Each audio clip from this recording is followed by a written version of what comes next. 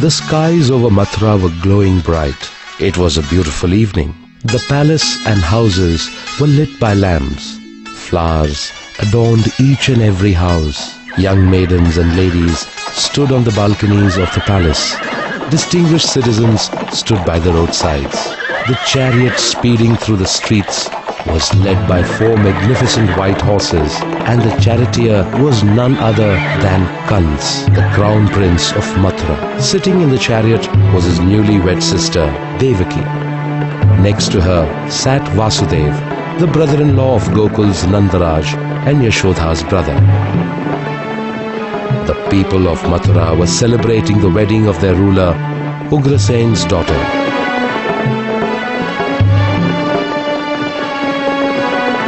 Even Kans was in good spirits on the occasion of his sister's wedding. Suddenly, lightning streaked across the sky.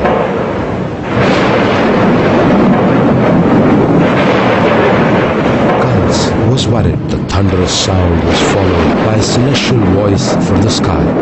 "O evil Kans, tormentor of the gods, the religious and saints, do you think that no voice will be raised against your evil deeds? Your downfall will be brought about by one born in your own house. Devaki's son will lead you to the doors of Yamraj. Your end is near." Kans heard the prediction. Everyone else heard it too. The voice echoed through the corridors of the palace. Kans ran towards Devaki with a sword in his hand.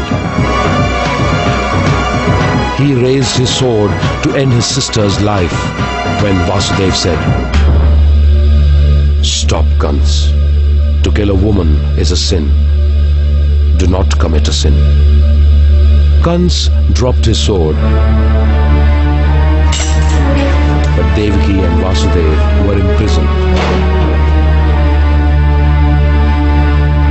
Kans became the king of Mathura after imprisoning his family. As a result, injustice rained down on the people of Mathura. Kans and his men started killing the followers of God. In this manner, a year passed by. Devaki gave birth to her first son in prison. On learning this, Kans rushed to the prison. He lifted the helpless child and flung him onto a stone nearby and mercilessly killed him. Devaki's cry was stifled before it could escape from her lips. Devaki and Vasudev wept silently. This way, Kans murdered her sons one after another. Devaki was now expecting her 8th child.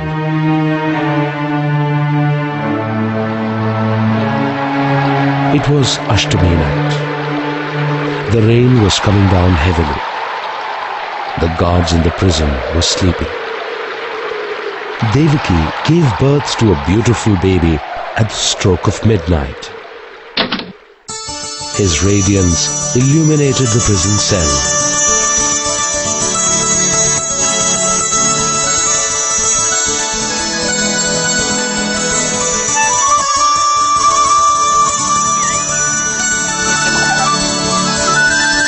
There was a sparkle in the child's eyes, and he had a naughty smile on his lips. Tears welled in the parents' eyes. No. The word escaped Vasudev's lips. He said, "Devaki, we must save this child. We have to save him. Come what may, this child must be kept alive. O Lord Vishnu, please show us the way." Saying this, both prayed to Lord Vishnu. Just then, the chains binding them fell away from their hands.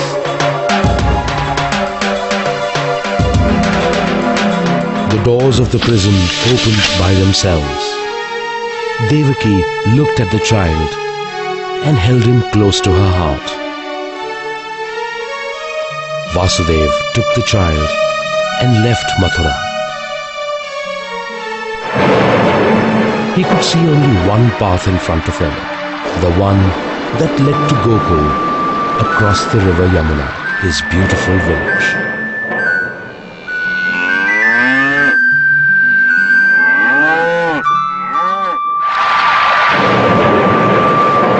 His feet quickly moved ahead. He had reached the bank of the river Yamuna. He saw small cane baskets there. He placed the child in one of the baskets and lifted it onto his head. He could see the waters of the Yamuna flowing wildly. He stepped into the water and started wading towards the opposite bank. It seemed as if the Yamuna was eager to touch the little child.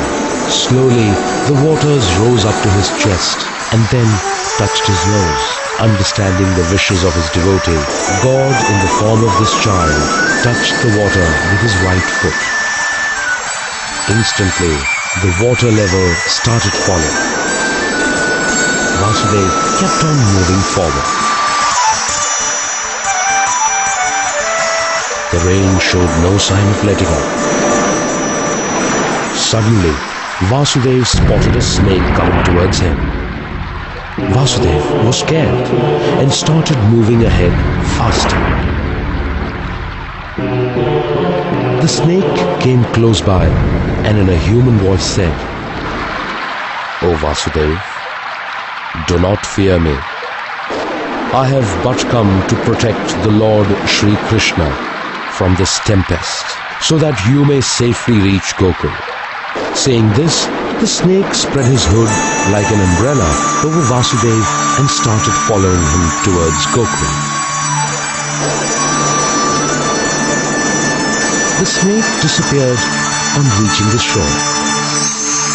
Vasudev hurried towards Yashoda's house. Here in Gokul, Yashoda had just given birth to a baby girl. She was adoring her little baby with motherly love.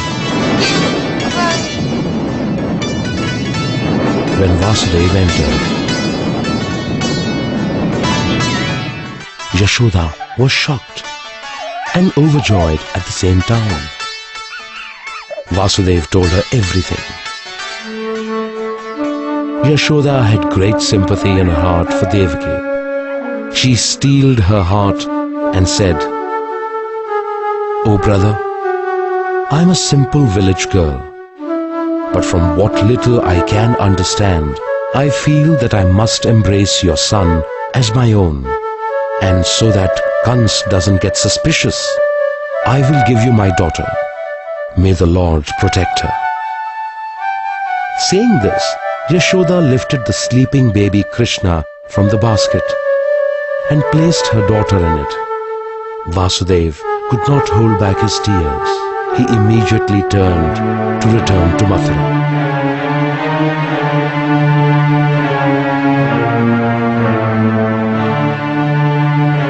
As soon as Vasudev entered the prison, the doors shut by themselves.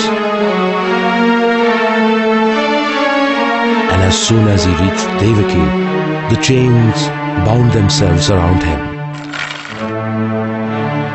The little baby girl started crying. The crying woke the guards. Kans reached there as soon as he could. He snatched the girl from Devaki's hand, and just as he was about to throw her to the ground, she vanished from his hands into thin air. With a loud sound, she appeared as a bolt of lightning, and laughing loudly, she said, "O evil Kans, your destroyer is being raised in Gokul." The lightning disappeared after predicting the downfall of Kans. Kans stood there, shocked, as if someone had chopped his head off. He kept staring at the sky. The heavy rainfall was now sounding like the roaring of the sea waves.